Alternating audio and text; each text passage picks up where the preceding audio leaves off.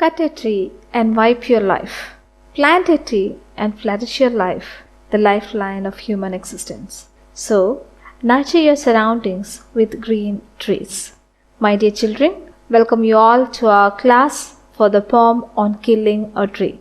And this poem was written by Gieve Patel.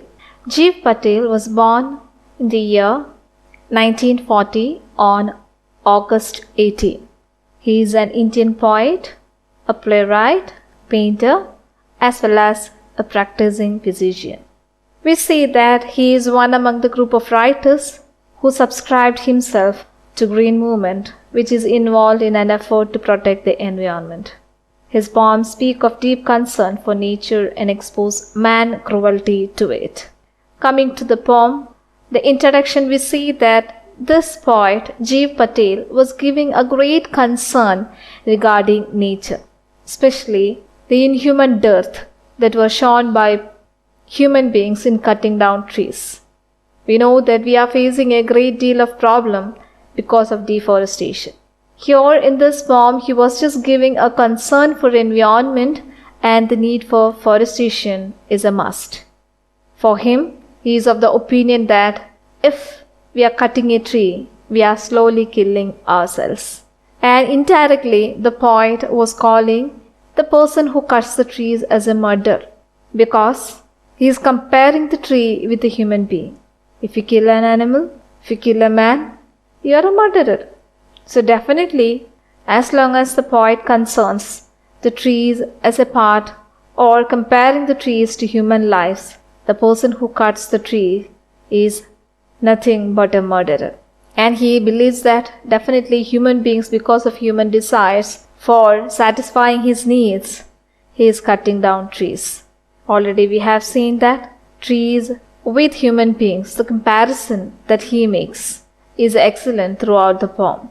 And we should be aware of the fact that trees are one of the biological factors that supports the human life easy. So in this poem on killing of a tree, the poet shows his deep concern.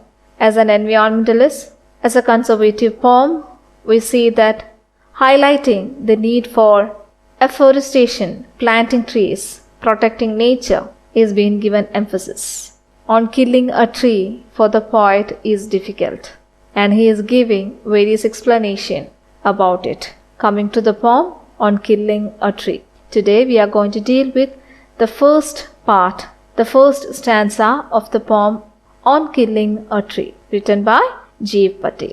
And let's see what it talks about. It takes much time to kill a tree. Not a simple jab of the knife will do it. It has grown slowly, consuming the earth, rising out of it, feeding upon its crest, absorbing years of sunlight, air, water, and out of his leprous hide, sprouting leaves. So in the first stanza, the poet was telling and he was highlighting the growth of a tree. And for him, using a knife and a jab means what? Heavy blow with a knife to cut down trees, it's not possible.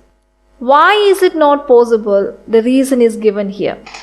The growth of a tree has got its own time and space. And here we see that the poet says that in order to become a full-fledged tree, it takes many years gripping its root to the soil. It's not possible for a tree to come up in 1 or 2 days, in 1 or 2 weeks, in 1 or 2 months. It will take years and years. And also we see that the process of the growth of a tree involves many stages. As you all know that you have learned in science, the importance of seed. Then from the seed, a sapling comes out, and the sapling need water, sunlight to grow, isn't it? So here the poet says that it's impossible for a knife to give a heavy blow to this tree to cut into pieces. It will never die. It is not possible for a person to kill a tree by giving a heavy blow with a knife, because the tree in its growth hold a deeper bond with nature. It is growing with the help of the soil, the land, the air, the water, the surroundings, everything. Okay? Says that the natural nutrients received from nature made the tree grow stronger over years. As I told you, it doesn't take little time. It takes much time in order to become full-fledged, a strong tree. And here we see that there are so many elements related to the growth of a tree. As I told you that from a seed, it begins its life. Once the seed was hidden, it was buried in the soil.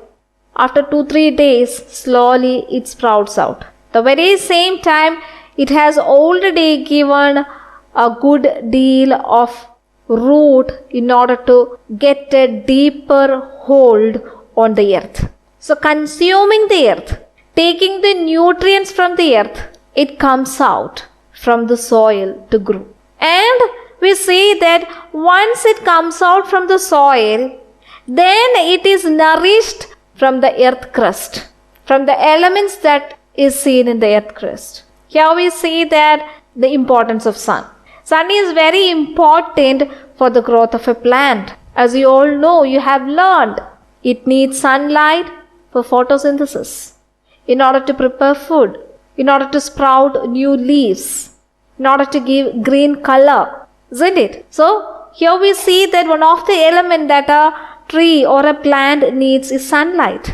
Then it roots not only get a deeper hold or a grip on the land, it also searches for water. It needs water, another element of nature, isn't it? And then we see that the air is also having an important role. You have learned in your classes that plants take in carbon dioxide and it gives what? Oxygen, isn't it? So here we see that oxygen is needed for our life, for the sustainability of our life. So here already we have seen that the tree is having a closer bond with the earth, that is the soil, then with the sun. It looks into the sun for getting warmth, for getting sunlight, in order to prepare food, in order to grow taller, in order to become so stronger and to have vitality. Then it takes in carbon dioxide from the air. So the presence of air, the presence of water, the presence of sunlight, as well as the presence of soil, these elements are needed for the growth of a plant. And by taking these elements, it's not possible for a plant to become a stronger tree within 1 year. It takes time. So that's why the poet says that it has taken much risk in his life. It has gone over various processes in life in order to become so stronger. So a heavy blow with your knife will not put a tree to its end. Here we see that this tree is a part of nature. And now nature is interdependent. Okay? All the impurities or the carbon dioxide is taken by the plant. It gives oxygen for man to breathe, good air. Then water is also connected.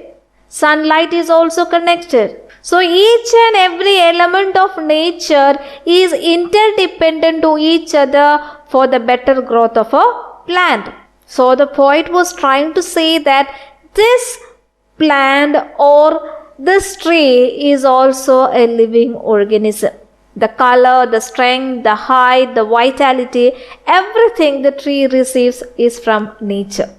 As it grows, we see that the color of the bark also changes. It's not tender once it grows over 40 or 30 or 20 years. After 20 years, the stem of a tree or the bark of a tree is not like the stem of a sapling.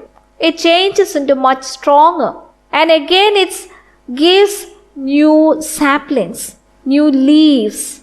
If you cut a part, from that part here we see that new saplings will sprout. So that's why the poet says that it's impossible for you to cut down a tree. If you have the intention of cutting down a tree or killing a tree, why the poet used the word killing a tree? Killing relates to what? Living organism. Killing an animal, killing a human being. Usually we used to say that cutting of trees. The poet was trying to assert that it's also a living thing just like human being. That's why instead of saying on cutting a tree, he used the word on killing a tree. And what the poet was trying to say in the first stanza is, it's not possible for you to cut the tree all of a sudden. It's impossible for you to kill a tree because it is interrelated. Once you cut, from that point, new sprouting will come out. New sapling will come out. So, you cannot cut a tree because it has taken a longer risk in its life to become in this full-fledged tree, as a full-fledged tree, giving a large shady boon. Okay? So, that's why the poet in the first stanza was trying to say that simply a knife cannot kill a tree. As the tree has grown into such a big, taller, stronger tree, it has got much bond and connection with nature. It is deeply connected with nature. Even if you cut down a part of it, after few days, new sproutings will come out. It gives new life. So all of a sudden, you cannot kill a tree. You cannot put an end to tree. Because the nature is interdependent, they will work together to give new saplings or new leaves, new sprouts. Okay, this is what you can see in this first stanza. And he says that it's impossible that human beings, even if he tends to kill a tree, see the bark. It's not the stem, it's called the bark. As the years pass, the color of the bark changes. That's why it says that leprous hide. Okay? The discolor or the color that changes the bark of a tree as it grows stronger over years. Okay? You find it very hard to put an end towards the tree by using a knife. Okay? So, a knife cannot kill a tree. Instead of saying a knife cannot cut a tree, the poet is using the word killing because he is meaning that you are doing a murder. Okay, as long as the poet is using the word kill, which is related to living organisms or human beings or animals who have the ability to move. Here the poet is using the very same thing. He is considering the trees as a part of animals or human beings, telling that killing a tree is impossible as it got a closer connection with the sunlight, with the air, with the land, with the soil, with the water, everything. So I think we can stop here for today. Let's continue the next stanza in the next class. Have a great day. God bless you. Thank you.